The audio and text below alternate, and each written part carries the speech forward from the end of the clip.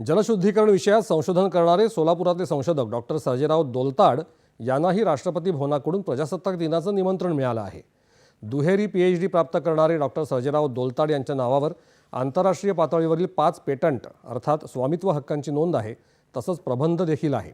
शिवाय ते काही काळ IIT हैदराबादमध्ये कार्यरत होते। डॉक्टर सर्जेराव यांनी रसायनशास्त्र विभागाच्या वतीनं जागतिक स्तरावर भारताचं प्रतिनिधित्व केलं असून राष्ट्रपती भवनाकडून मिळालेल्या निमंत्रणामुळे आनंद झाल्याची भावना दोलताड यांनी दूरदर्शनशी बोलताना व्यक्त केली आहे।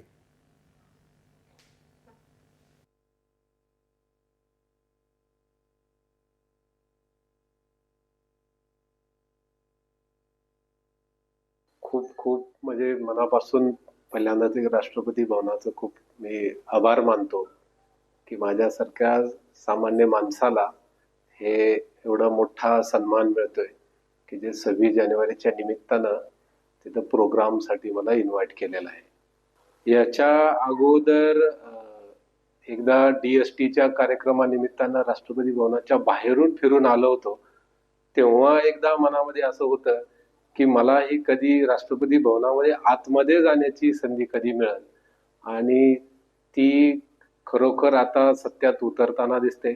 याविषयी मला खूप म्हणजे मनामध्ये खूप भावना आहेत।